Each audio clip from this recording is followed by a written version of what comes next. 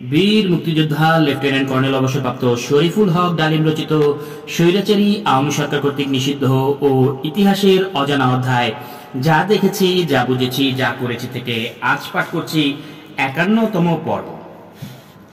No dollar.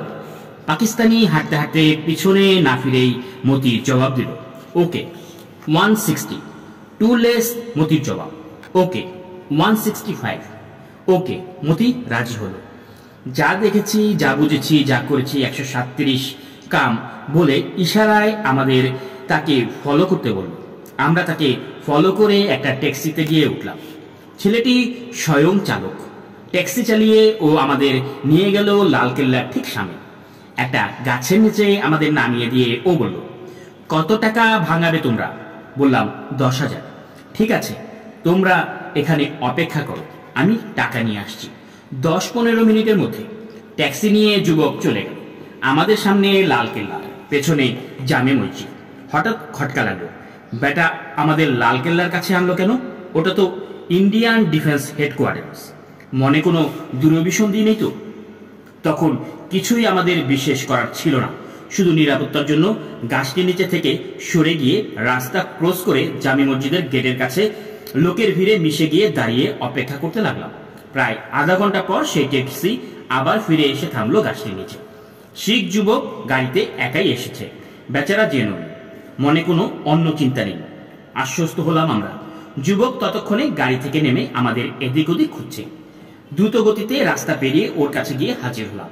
চলো ট্যাক্সিতে বসা যাক। ওর কথা মতো ট্যাক্সিতে চড়ে বসলাম। ভারতীয় ১০০ টাকার নোটের একটা বান্ডিল আমার হাতে সঁপে দিয়ে বলল, গুনে নাও, পুরোটাই আছে ওতে। আমিও পাকিস্তানি ১০,০০০ টাকা তুলে দিলাম ওর হাতে। যুবক টাকা পকেটে রেখে বলল, চলো তোমাদের কটন প্লেসে নামিয়ে দেব। তাই চলো। ট্যাক্সি ফিরে এলো কটন প্লেসে। আমরা গাড়ি থেকে নেমে জনসমুদ্রে মিশে গেলাম। পকেটে অনেক টাকা, মনোবল অনেক বেড়ে গেল। সারাদিন টুরিস্টের মতোই ঘুরে ফিরে দিল্লি শহর দেখলাম। লাঞ্চ করা হলো হোটেল ওবেরতে, ডিনার করলাম আশোকাতে। তখনকার দিনে দিল্লির সবচাইতে নাম করা হোটেল এ দুটো। ডিনার সেরে সিনেমা হলে গিয়ে ঢুকলাম রেশমা ও সেহেরা ছবি দেখতে। মাঝরাতের একটু আগে ছবি শেষ হল। কটন প্লেসে কিন্তু তখনও প্রাণবন্ত, লোকজনের কমতি নেই।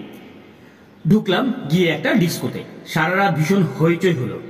সকাল ৪টায় ঘুমে টুলু টুলু চোখে শ্রান্ত হয়ে হোটেলে ফিরে এলাম। আমাদের উদ্দেশ্য মনে ভরে আমোদ করে নেওয়া। ২ দিন পর কি হবে কিছুই ঠিক নেই। তাই এই ২ দিন যতটুকু সম্ভব আমোদ ফুর্তি করে তৃপ্তিতে কাটিয়ে নেওয়া যায়, যাতে কোনো খেদ না থাকে।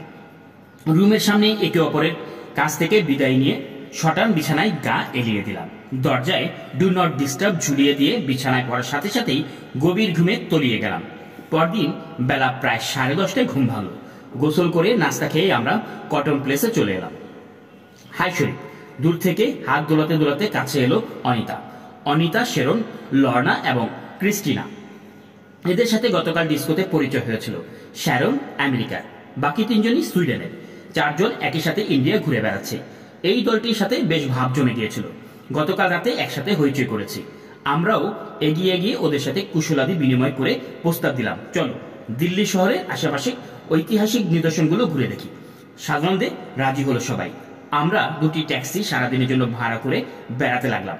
দিল্লি ফোর্ট, কুতুব মিনার, আকবরের রাজপ্রাসাদ, জামে মসজিদ, নিউ দিল্লি, পুরনো দিল্লি, রাষ্ট্রপতির বাসভবন, gate of India, Nehru park, Rajpath, গান্ধীর স্মৃতিসৌধ, আরো অনেক জায়গা। আকবরের প্রাসাদে সন্ধ্যায় লাইট অ্যান্ড সাউন্ড একটা মনোরম প্রোগ্রাম দেখে ফিরে এলাম আবার কটন প্লেসে। একসাথে খেয়ে আমরা আবার গিয়ে ঢুকলাম ডিস্কোতে। সময় কেটে গেল নাচ, গান, হাসি তামাশার মধ্য দিয়ে।